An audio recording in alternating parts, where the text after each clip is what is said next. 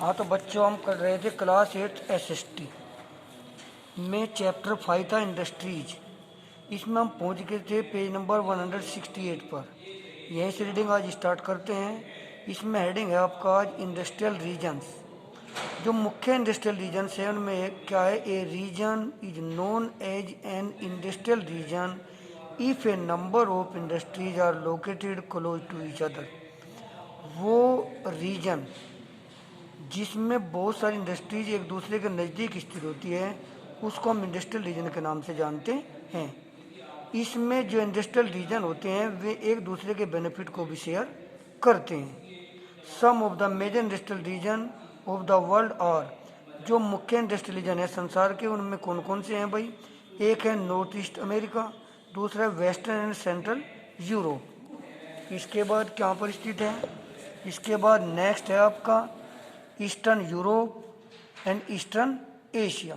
अगर अपनी इंडिया की बात करें तो इंडिया में बहुत सारे इंडस्ट्रियल रीजन हैं, जिनमें एक तो मुंबई पुणे क्लस्टर है, एक बेंगलुरु तमिलनाडु रीजन है, हुगली रीजन, इसके बाद अहमदाबाद बड़ोदरी रीजन है, छोटा नागपुर इंडस्ट्रियल बेल्ट है, विशाखापट्टनम गंटूर बेल्ट है, गुड़गांव दिल्ली मेरठ रीजन है और कोलम तिरुवनंतपुरम इंडस्ट्रियल क्लस्टर है। ये बहुत सारे रीजन हैं इंडस्ट्रियल के जो हमारे इंडिया में स्थापित हैं। The major industrial region tends to located in the temperate areas.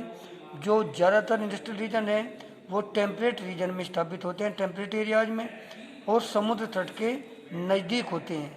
ऐसा क्यों है भाई, और स्पेशली कोल फील्ड के नज़दीक होते हैं। ऐसा इसलिए है क्योंकि जो रीजन कोल फील्ड के नज़दीक होते हैं वहाँ पर थर्मल पावर प्लांट्स आसानी से स्थापित किए जा सकते हैं, इसलिए या इन एरियाज में जो है बहुत ज़्यादा मात्रा में आपको पावर सप्लाई मिल जाती है, जो इंडस्ट्रियल के चलाने के लिए हमारे लिए बहुत ही ज़्यादा ज़रूरी होती है। वे प्लेस जो सी पोर्ट के नज़दीक होते हैं उनके लिए क्या होता है, ईजी होता है रॉ मटेरियल को लाना, और वहाँ से फिनिश गुड को भी जो है ट्रांसपोर्ट किया जा सकता है बाई सी रूट। इस प्रकार से इससे क्या होता है भाई, इनलैंड ट्रांसपोर्टेशन कॉस्ट हमारी बच जाती है। इसके बाद आता है आपका distribution of industries. Distribution of industries में हम देखते हैं below is a list of some of the world's major industries and the countries they are located in. नीचे एक जो हमारे संसार के बहुत सारे मेजर इंडस्ट्रीज हैं उनकी एक लिस्ट दी गई है और बताया गया है कि कौन से इंडस्ट्रीज कहाँ पर स्थापित है। The iron and steel and textile, जो इंडस्ट्रीज हैं ये हमारी ओल्ड इंडस्ट्रीज हैं, पुरानी इंडस्ट्रीज हैं। वाइल जो इंफॉर्मेशन टेक्नोलॉजी और एक एमर्जिंग इंडस्ट्री है जो फिलहाल वर्तमान में चल रही है। Let us study some of the major industries in detail. देखिए पहला है इनमें iron and steel industry, Germany में, यूएसए में, चाइना में, जापान में और रशिया में। टेक्सटाइल इंडस्ट्री की बात करें तो भारत इसमें सबसे पहले आता है, उसके बाद हांगकांग, साउथ कोरिया, जापान और ताइवान। अगर हम इंफॉर्मेशन टेक्नोलॉजी इंडस्ट्री की बात करते हैं तो सिलिकॉन वैली ऑफ कैलिफोर्निया जो यूएसए में है, और हमारी बहुत सारी सिटीज इंडिया की भी इसके अंतर्गत आती है। इसके बाद आता है भाई the iron and steel industry.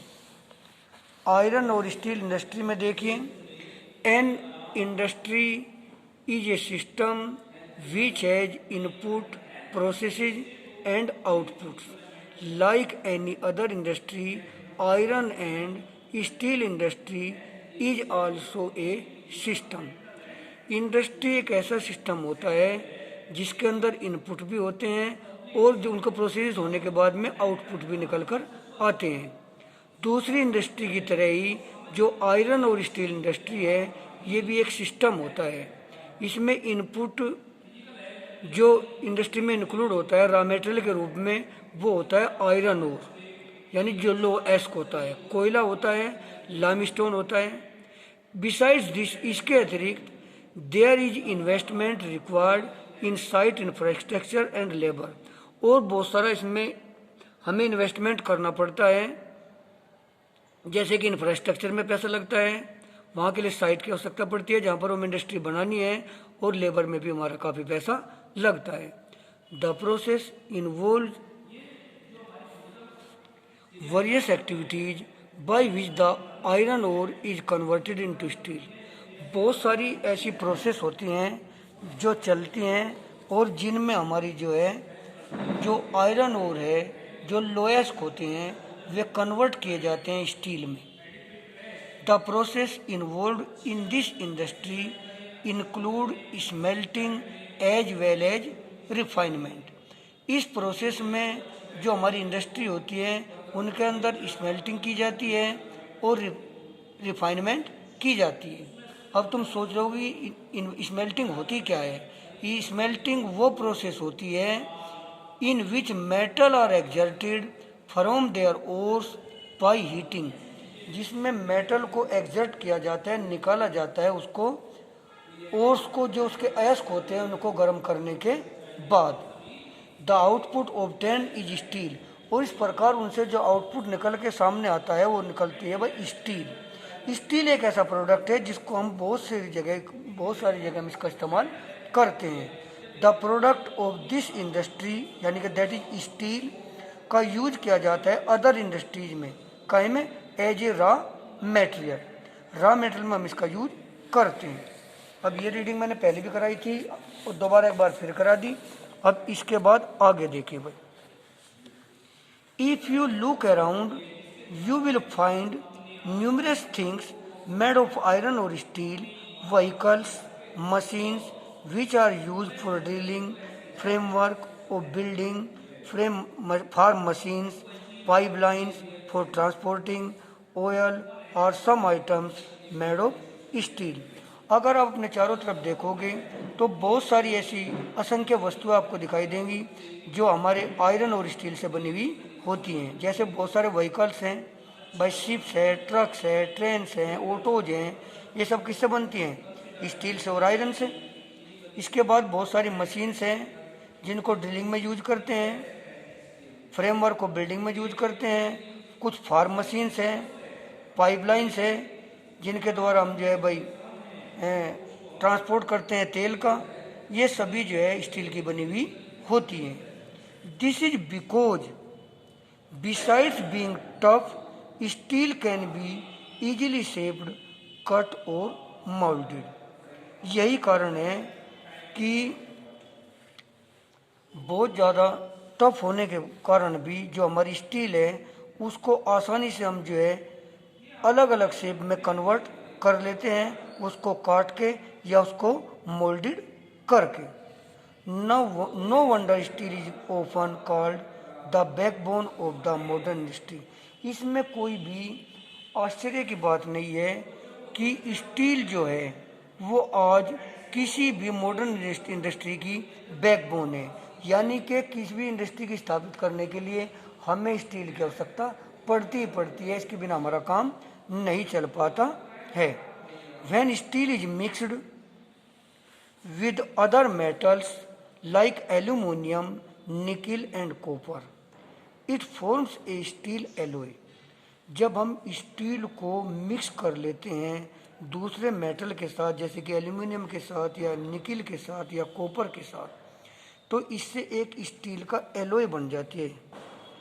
These special alloys give steel unusual hardness, toughness और एबिलिटी टू रेसिस्ट रस्ट। तो इस प्रकार से जो एलॉय बनती है उससे एलॉय से हमें इस प्रकार की स्टील मिलती है जो बहुत हार्ड होती है, टफ होती है और जिसमें किसी भी प्रकार का कोई जंग नहीं लगता है। इसके बाद क्या कहता है भाई, trends of iron and steel industry in India. तो इसमें देखिए क्या है, 1800 एडी से पहले जो आयरन और स्टील इंडस्ट्री थी ये स्थापित की गई थी, जहाँ पर कच्चा माल आसानी से मिलता था, पावर सप्लाई अच्छी होती थी and water were easily available, और पानी भी हमें वहाँ पर आसानी से उपलब्ध हो जाता था। यानी क्या क्या, कच्चा माल, पावर सप्लाई और वाटर। जो रॉ मटेरियल है आयरन और स्टील इंडस्ट्री के लिए वो बहुत भारी होता है, हैवी होता है। इसलिए जो है हमारी जो आयरन एंड स्टील इंडस्ट्री है वे वहाँ पर स्थापित की गई हैं जहाँ पर कि हमारे बहुत सारे कोल फील्ड हैं। Later with the development of transport infrastructure, और आगे जैसे कि ट्रांसपोर्ट इंफ्रास्ट्रक्चर का डेवलपमेंट हुआ तो ये जो इंडस्ट्रीज हैं इनकी ये दूसरी जगह भी स्थापित होने लगी। क्यों? क्योंकि कोयले की जगह दूसरे सिस्टम का इस्तेमाल किया जाने लगा और कोयले को भी आसानी से बाई शिप्स के द्वारा या रेलवेज के द्वारा एक स्थान से दूसरे स्थान पर पहुंचाया जाने लगा। तो आज के लिए हम यहीं तक रखेंगे भाई, बाकी कराएंगे इसके बाद कल।